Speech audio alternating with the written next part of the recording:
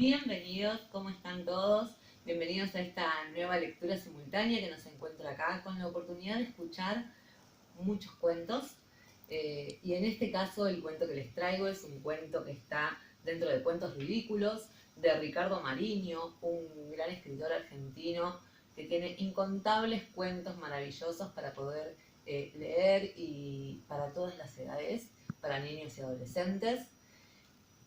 Y les voy a contar justamente el de El hormigón Armando.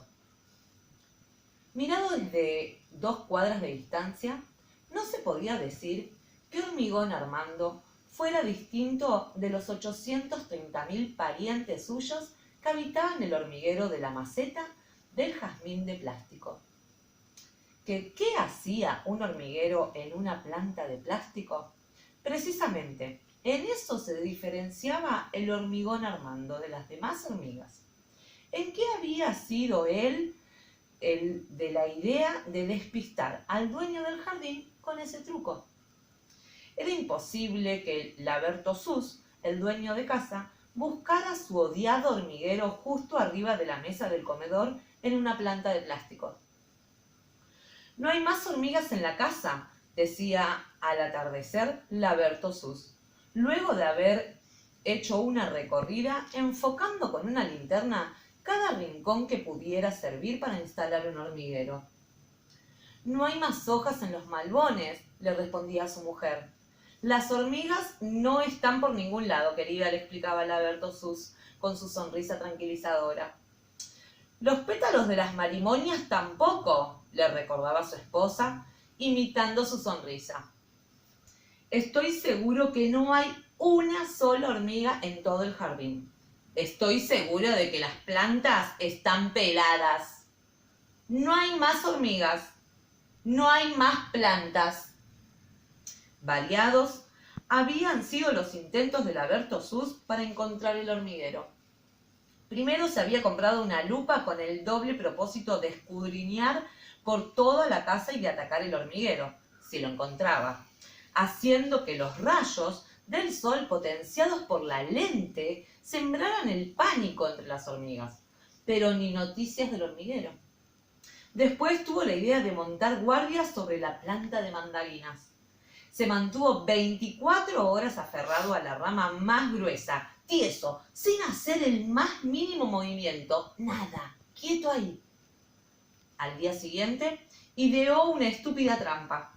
Colocó una caja de zapatos en el patio de la casa, con un cartel que en pequeñas letras apropiadas para hormigas decía: «Gran concurso. A las primeras 10.000 hormigas que entren a esta caja se las premiará con un frasco de dulce de leche y un viaje a un ingenio azucarero en Tucumán». Le llevó un día entero enterarse de que las hormigas no eran tan ingenuas. Laberto estaba desesperado. Las hormigas no. Seguían comiendo plantas, migas de pan, restos de comida, legumbres almacenadas. Para colmo, la señora de Sus presionaba a su esposo diciéndole: «¡Laberto! Estoy harta de las hormigas, ellas o yo». Ya sabes a qué me refiero. La situación llevó a Laberto a los límites de la desesperación y la locura. Sin embargo, con el último resto de equilibrio mental, concibió un plan definitivo. Roció con litros de vino toda la casa: armarios, muebles, ceniceros, piso, televisor. Esa noche fue catastrófica para las hormigas. En lugar de ir y venir por el mismo camino y darse un beso cada vez que se encontraban, esta vez hicieron el trayecto dando tumbos. ¡Pah! ¡Pah! Haciendo cómicas referencias y extraviándose por cualquier camino. Ninguna logró arrastrar alimentos hasta el hormiguero de la planta de plástico. Solo la infatigable labor del hormigón Armando y sus más cercanos lugartenientes permitió que ninguna quedara dormida sobre la mesa o a la vista del dueño de casa. Sin embargo, al día siguiente, Laberto-Sus saltaba de contento. No había encontrado enemigas, pero en cambio había impedido que comieran. Ningún alimento, ni planta del jardín tenía rastros de haber sido atacado por las hormigas. En tanto, en la maceta de la planta de plástico, el hormigón Armando iba y venía pensativo, frotándose nervioso las patitas delanteras. El panorama no podía ser peor. Sus 830.000 parientes dormían patas para arriba entre las hojas de plástico. Si hubiera un lugar donde encontrar comida sin vino, pensaba Hormigón Armando. En ese momento entró a la cocina la señora de Sus. La mujer abrió la heladera, sacó una jarra con agua y la apoyó sobre la mesa para ir a buscar un vaso. No soporto el olor a vino que hay en toda la casa, dijo. Es la oportunidad que necesitaba. En la heladera está lo que nos hace falta, exclamó el hormigón Armando. Su plan era aferrarse a la jarra para entrar a la heladera cuando la mujer guardara la jarra. «Servime a mí también», se escuchó que decía Laberto Sus. Hormigón Armando alcanzó a tomarse de la jarra justo cuando la mujer la levantaba para servir 2 vasos. Pero mientras lo hacía, su esposo saltó de la silla. «¿Y eso? ¡Una hormiga! ¡No lo puedo creer! ¡Una hormiga!», gritó mientras con los dedos tomaba Hormigón como prisionero.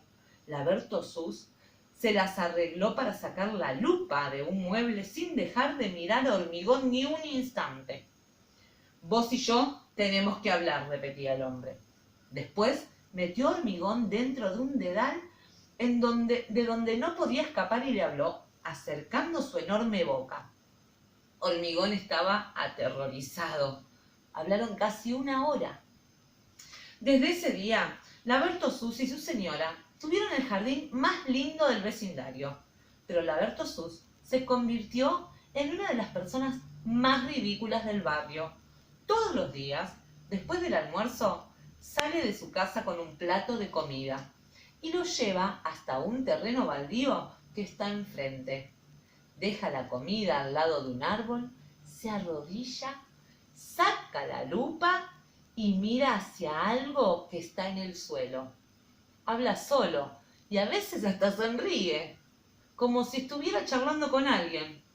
Después se pone de pie, levanta la mano a modo de saludo y regresa a su casa. Y esta historia así termina, la de Hormigón Armando. Espero que esta historia les haya gustado, que los haya divertido. Y bueno, ya saben, ojo con las macetas con plantas de plásticos porque puede ser un buen escondite para algún hormiguero. Gracias por escuchar.